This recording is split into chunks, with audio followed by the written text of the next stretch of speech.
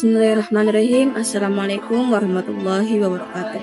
Alhamdulillahirrahmanirrahim. Wa bihi nasta'in wa ala umuri dunya waddin wa ala alihi wa sahbihi ajma'in, amma ba'd. Perkenalkan, nama saya Rara Nadia Putri, Prodi PGMI B.23, NIM 1238 231989, mahasiswi Al-Kifayah Pekanbaru Riau. Tujuan saya membuat video ini untuk melengkapi tugas mata kuliah fikih ibadah dengan dosen pengampu Bapak Dr. Perlindungan Simbolon, SIQ, MUS. Apa itu sunnah? Sunnah dalam agama Islam adalah segala sesuatu yang diajarkan dan dicontohkan oleh Nabi Muhammad SAW, baik berupa perkataan atau sabda, perbuatan atau fiil, atau ketetapan atau takrir. Dalam konteks sholat, sunnah adalah amalan tambahan yang dianjurkan untuk dilakukan, namun tidak wajib seperti rukun sholat. Melaksanakan sunnah sholat akan menambah pahala dan kesempurnaan ibadah kita. Jenis-jenis sunnah terbagi menjadi beberapa jenis, antara lain: yang pertama, sunnah qauliyah, perkataan Nabi Muhammad SAW seperti hadis, sabda, atau nasihat beliau. Yang kedua, sunnah fi'liyah, perbuatan Nabi Muhammad SAW seperti cara beliau sholat, berpuasa, haji, dan lain-lain. Yang ketiga, sunnah takririyah, ketetapan Nabi Muhammad SAW, yaitu ketika beliau melihat suatu perbuatan dilakukan oleh sahabatnya dan beliau tidak melarangnya. Keutamaan mengamalkan sunnah. Mengamalkan sunnah memiliki banyak keutamaan, diantaranya: yang pertama, mendapatkan pahala. Setiap amalan sunnah yang dilakukan dengan ikhlas akan mendapatkan pahala dari Allah Subhanahu wa Ta'ala. Yang kedua, meningkatkan iman. Mengamalkan sunnah akan memperkuat iman dan ketakwaan kita kepada Allah Subhanahu wa Ta'ala. Yang ketiga, menjadi lebih dekat dengan Allah Subhanahu wa Ta'ala. Dengan mengikuti sunnah, kita akan semakin dekat dengan Allah Subhanahu wa Ta'ala dan mendapatkan ridhonya. Yang keempat, mendapatkan syafaat Nabi SAW. Orang yang banyak melaksanakan sunnah Rasulullah SAW akan mendapatkan syafaat beliau di hari kiamat. Contoh amalan sunnah, beberapa contohnya di kehidupan kita sehari-hari, antara lain: yang pertama, bersalawat kepada Nabi Muhammad SAW. Dengan bersalawat kita akan mendapatkan beberapa manfaat. Yang kedua, membaca Al-Quran setiap hari. Yang ketiga, berpuasa sunnah. Yang keempat, menjaga silaturahmi kepada tetangga ataupun saudara-saudara kita. Yang kelima, berinfak. Keenam, menjaga kebersihan. Yang ketujuh, berakhlak mulia. Sunnah-sunnah sebelum sholat adalah amalan-amalan tambahan yang dianjurkan untuk dilakukan sebelum mengerjakan sholat fardu. Amalan-amalan ini dapat meningkatkan kualitas ibadah kita dan mendekatkan diri kepada Allah Subhanahu wa Ta'ala. Berikut beberapa sunnah sholat sebelum yang umum dilakukan. Yang pertama, berwudu dengan sempurna. Pastikan seluruh anggota wudu tersuci, bersih, mulai dengan dari wajah, kedua tangan, hingga kaki, menggunakan air yang suci dan mengalir. Yang kedua, menyikat gigi atau bersiwak atau membersihkan gigi.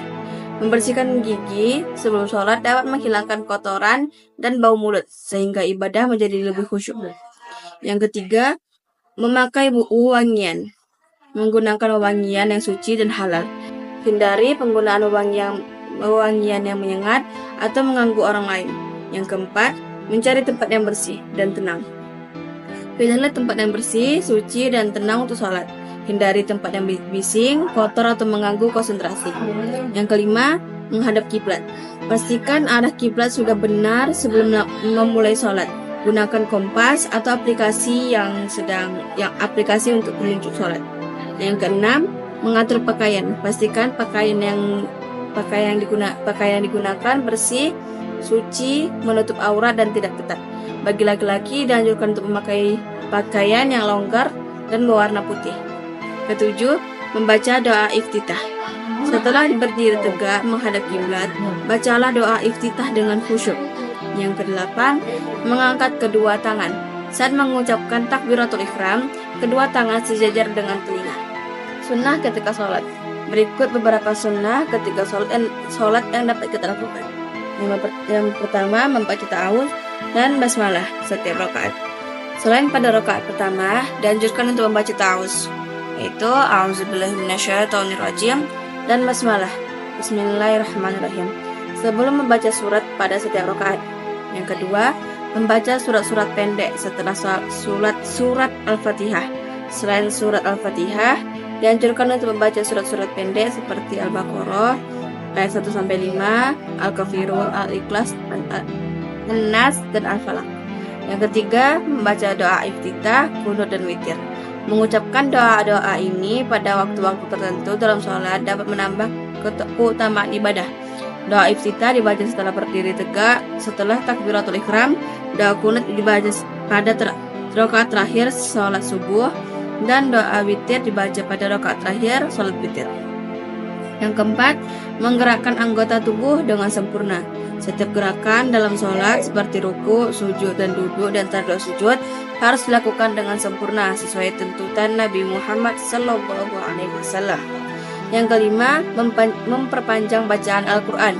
Membaca Al-Quran dengan tartil dan tajwid yang baik serta memperpanjang bacaan pada ayat-ayat tertentu dapat meningkatkan kekhusyukan sholat. Yang keenam, membaca tasbih zikir. Saat ruku dan sujud, dianjurkan untuk membaca tasbih zikir seperti subhanallah, alhamdulillah, wa la ilaha illallah, wallahu akbar. Yang ketujuh, dan selanjutnya menatap tempat sujud. Saat sujud, arahkan pandangan ke tempat sujud sebagai bentuk khusyuk dan ketundukan kepada Allah Subhanahu wa taala. Yang berikutnya, doa iftirashi. Setelah salam, duduklah dengan posisi iftirashi, kaki kanan ditekuk ke belakang dan kaki kiri ditekuk ke depan sambil membaca zikir dan doa. Yang selanjutnya, tumakninah. Berdiri sejenak setelah setiap gerakan sholat untuk merasakan ketenangan dan kekhusyukan. Sunat setelah sholat. Ada beberapa sunnah setelah sholat yang dilakukan. Yang pertama, duduk sejenak dan berzikir. Setelah selesai sholat, dianjurkan untuk duduk sejenak di tempat sholat dan berzikir. Rasulullah SAW bersabda, apabila salah seorang di antara kalian selesai sholat wajib, lalu ia hendak sholat sunnah, maka hendaklah dia maju sedikit atau mundur sedikit, atau bergeser ke kanan atau ke kiri. Hadis riwayat Abdul Razak.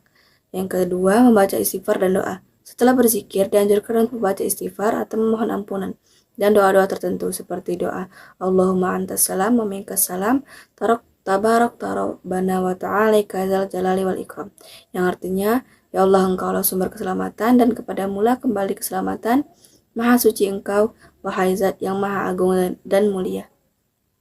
Yang ketiga, membaca surat-surat pendek. Membaca surat-surat pendek seperti Al-Ikhlas, Al-Falaq, dan An-Nas secara berulang-ulang setelah sholat juga dianjurkan. Yang keempat, berdoa untuk diri sendiri dan orang lain. Yang kelima, melakukan amalan-amalan sunnah lainnya.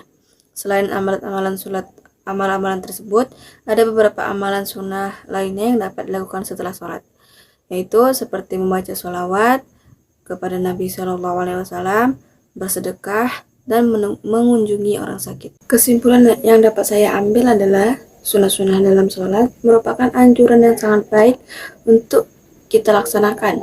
Dengan memahami dan mengamalkan sunnah-sunnah tersebut, kita akan semakin dekat dengan Allah Subhanahu wa taala dan mendapatkan keberkahan dalam hidup. Sekian penjelasan dari saya. Apabila kata-kata saya kurang dipahami atau banyak kesalahan dari saya, mohon dimaafkan karena saya masih belajar. Wabillahi taufiq wal hidayah. Wassalamualaikum warahmatullahi wabarakatuh.